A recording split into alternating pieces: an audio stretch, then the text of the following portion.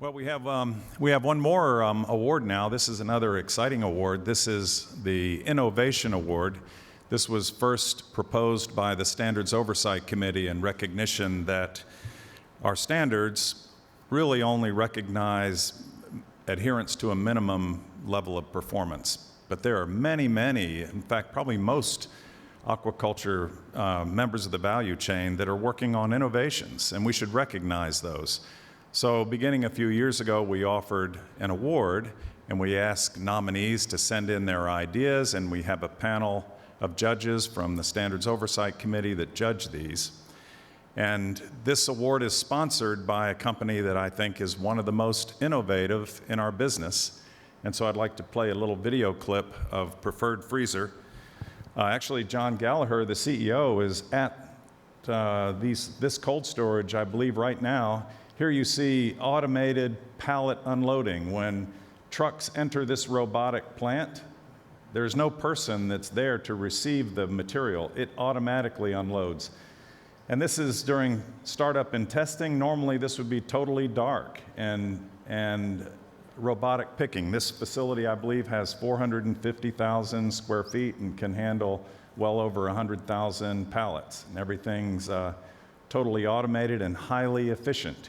And here you see loading rail cars. It's one of the parts that is done still by forklift. So amazing innovation. It's an area that one might think there's no more need for innovation. What's a cold store? But no, the refrigeration systems, the efficiency, the freezer burn, the data collection, the management of the inventory, and all the food safety aspects are all very important. So thank you to Preferred Freezer, and once again, John isn't here with us to present the award, so let me go ahead. First, let me mention we had some finalists. The fifth award winner, the fifth group in the list, number 5, was a group called AgriProtein, which produced an insect meal, basically digesting organic waste and making an insect meal. The fourth one was Ohio Soybean Group that developed soy with very low anti-nutritional compounds, removing a lot of the carbohydrates, a great improvement in the use of soy. The third group was one called Transalgae, and they have developed modified algae that can deliver vaccines, that can deliver growth promoters to aquaculture species through the algae. Another great innovation.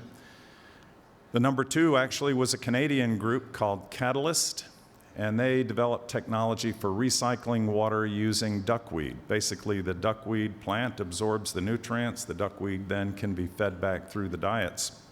A great innovation. So always difficult to make a call, but the winner is a group called Camanor out of Brazil, and I'd like to invite Werner Jost to come to the stage.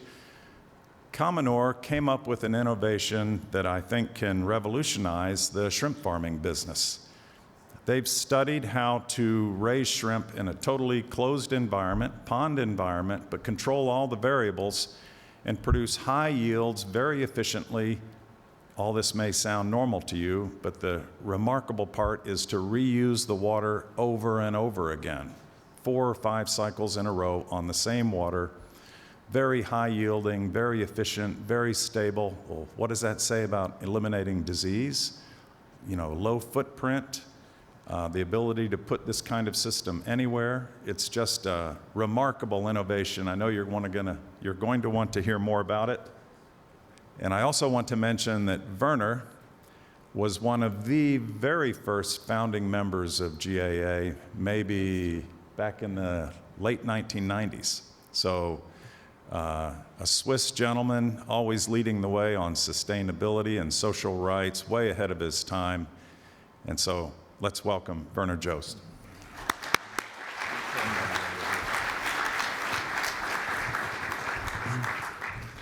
Good morning to you all.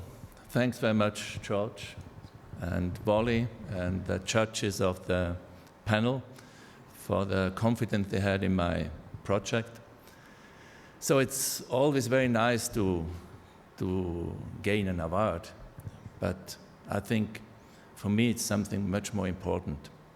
It's like maybe the end of a journey which lasted about 33 years. A journey to search for a new way how we could do aquaculture. So maybe I have to explain. I'm an economist by formation, so when I started to do aquaculture or shrimp production in Brazil in '83, I always was puzzled how little we knew about what was happening in the ponds and how difficult it was to control a pond.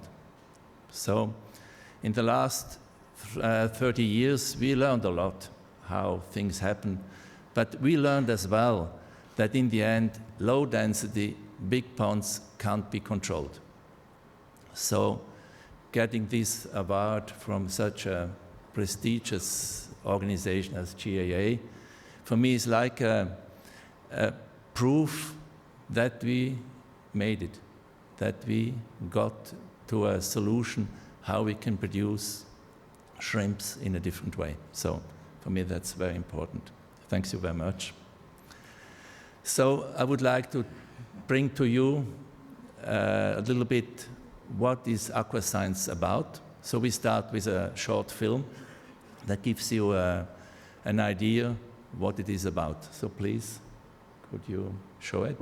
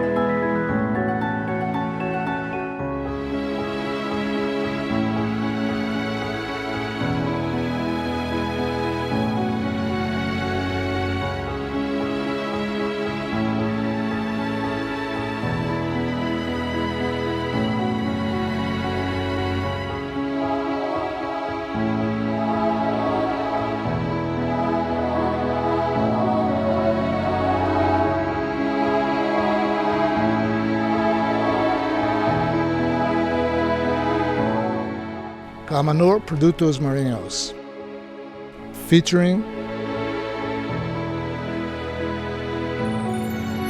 Aqua Science, a new concept in sustainable production. Integrating different systems into one, the Aqua Science system is an excellent alternative for a sustainable production with high productivity in a healthy and extremely stable environment for the animals in production.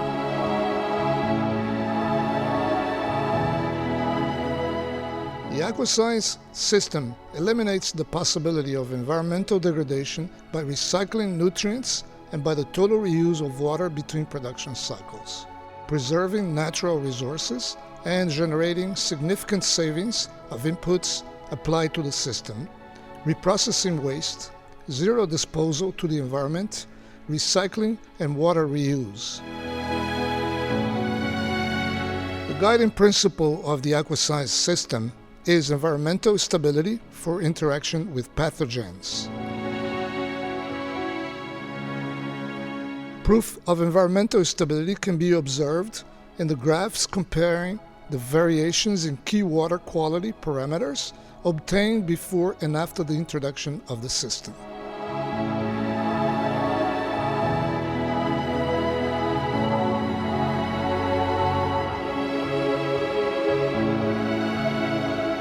Increasing production capacity with high rates of survival, even in the area affected by diseases such as white spot virus and the IMNV.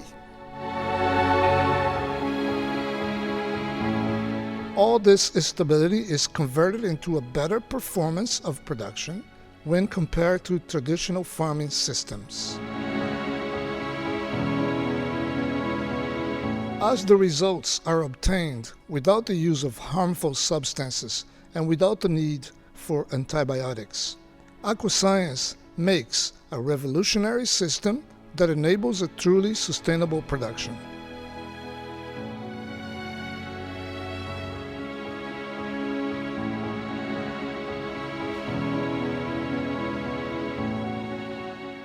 Camanor Produtos Marinhos. Produce results preserving nature.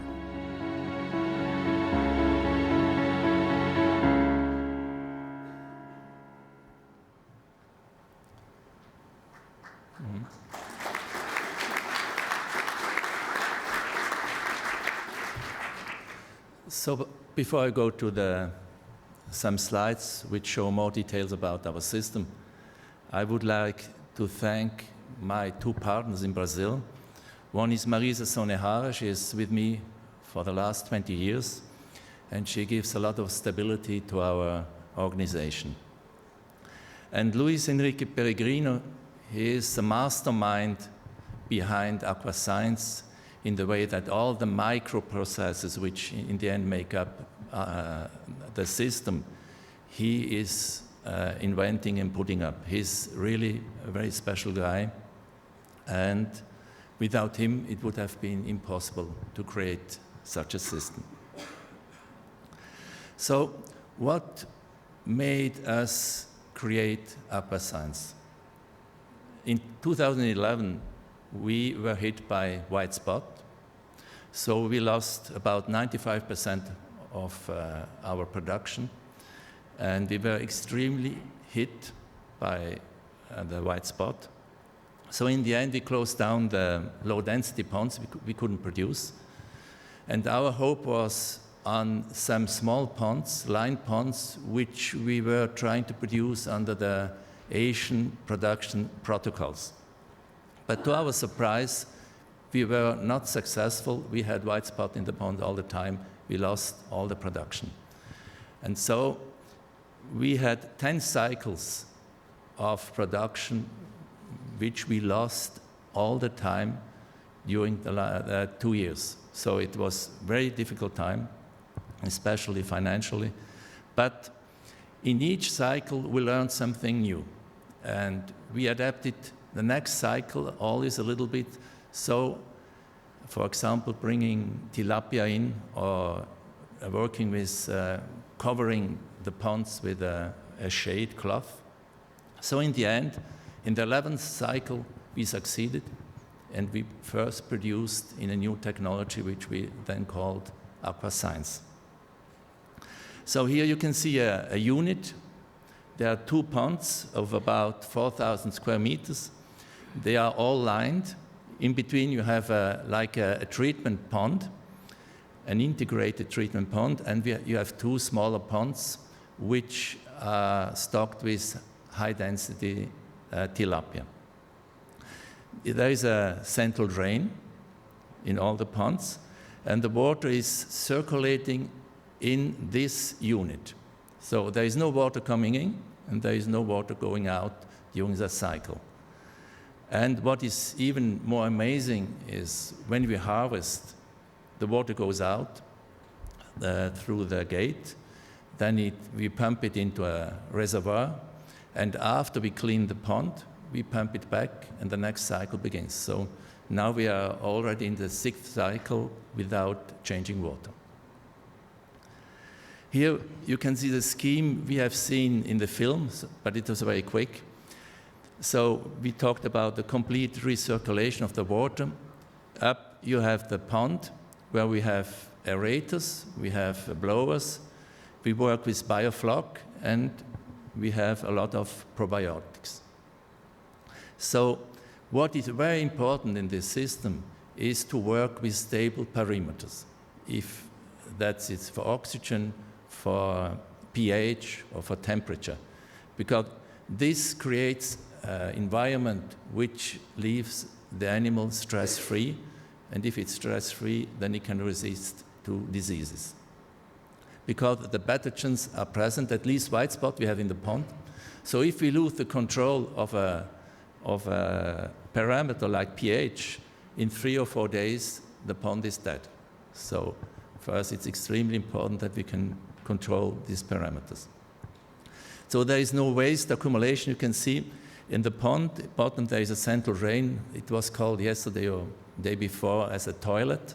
So the waste is going down to the treatment tank in the first phase, which is an anoxic tank, where there is a denitrification. And part of the waste is going to the tilapia tank. The tilapia feeds on it, converts into biomass, and then the water goes back to the pond. Then the rest of the water, which doesn't go to the tilapia tank, goes to the second phase, which is for nitrification and for there's a lot of aeration. So in the end, the water goes back to the tank. So it's a recirculation 24 hours a day. And all the waste is processed. This is really extremely fascinating because in the end of the cycle, we put about 1 ton of feed per hectare per day. And all these waste is in the end recirculated by the bacteria. So when we harvest, the pond is clean, and we are ready for the next cycle. So you have seen this in the film as well. You can see the parameters. The red lines are the old data we had from the low-density ponds, and the green lines are the Aqua Science ponds. So it's very easy to see that the parameters are very much stable than before.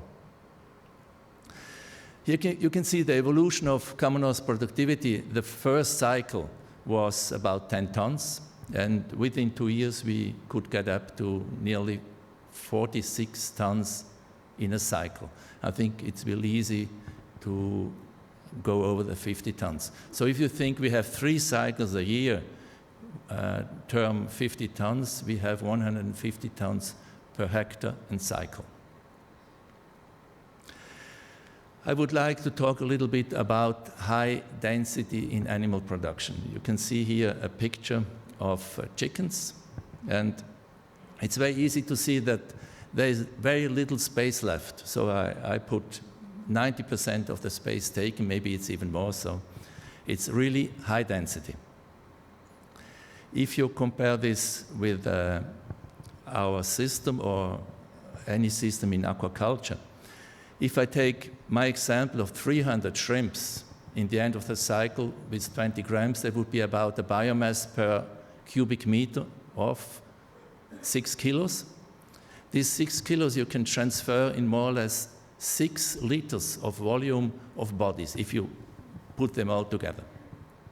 If I compare the 6 liters of volumes to the 1,000 liter of my cubic meter of water, you can see that the animal bodies occupy less than 1% of the whole water in the system. So they have 99% of the water just to swim around, to roam, to feel well. So this is something the marketing has to explain, because I think when we talk about high density to the consumers in at least Western Europe or in United States, the reaction is always negative. So I think we have to change how we communicate with the consumers, and we have to explain that one thing is land-based animals in high density, and the other is high density in aquaculture. And as Robin told me today, maybe it's better not to use high density as a word and just to work with high yields. This is much more sympathetic. So if we look at the waste, you can see on the chicken, there is an accumulation of solid waste during the whole production cycle. So this waste is only removed when the cycle is at the end and the animals go out, and they remove the waste and they reprocess it or maybe throw it away, I don't know. But if you compare it to the solid waste which is recycled in aquaculture, and at least in our system of Aqua Science, so there's a huge difference between one system and the other. We have to explain this to the consumers, so the retailers have an important job to do to say how things really work. And in the end, it's the capacity of water to reprocess waste. So in the air, that is much more difficult. So that's the reason why in the poultry business, you can't reprocess your waste during the cycle. You have to do it afterwards.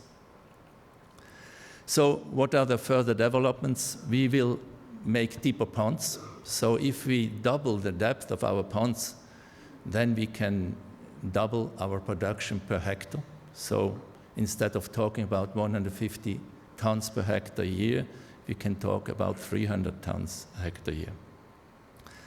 And if we are trying to get new aeration systems because we want to have a lower impact on electricity consumption. I think this is a part of sustainability as well. Use as less energy as possible. And we would like to work with genetically more advanced post-larvae. Now we have a growth of 1.8 in average per week, but we know that it could be possible to have maybe 3 or 3.5 grams per week. So in the same system, in the same construction, we could have the double of productivity. So what is the outlook for the next 3 years? We will try to bring our production up to 450 tons hectare a year. This is possible, as I said, because we will go to a double of depth. And I think we can have an increase on productivity by using genetically improved larvae. They grow better. So instead of 3 cycles, we can do 5 cycles, or we can do 3 cycles with much bigger shrimp. So our production cost of 20-gram shrimps will be about $2 per kilo, which I think is very competitive if you compare it to other world producers. And what is more interesting, I think we can build 1,000 tons of capacity per year with about $1.5 million, which I think is in the lower end if you compare it to other systems and other countries. So if we presume that maybe world shrimp production is about 4 million tons a year, and if we look at the 450 tons hectare per year, we could in theory imagine that with less than 10,000 hectares of Aqua Science technology or something similar, we could produce the same amount of shrimp as is produced nowadays in the world. And that's amazing. So you could imagine that in one province, in one country, you could produce as much as you produce nowadays on a worldwide base. And that is amazing or scaring, I don't know, it depends on the point of view. But I'm very cautious about predictions because you never know how the future will go, but I think we are at the threshold of a new era in shrimp production. I think it will be very interesting to see how things will develop over the next years. And Camanor every year creates a campaign for its employee to motivate them for the next year. So I would like to share with you the campaign of 2014. I think it reflects very well how we feel or we felt when we had the first successful production in the AquaScience technology. It's a bird, a phoenix rising of his ashes, and the slogan was, "Reborn in a new dimension." So thank you very much for your attention.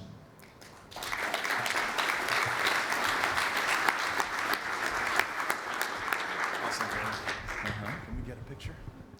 Yes. Maybe a handshake?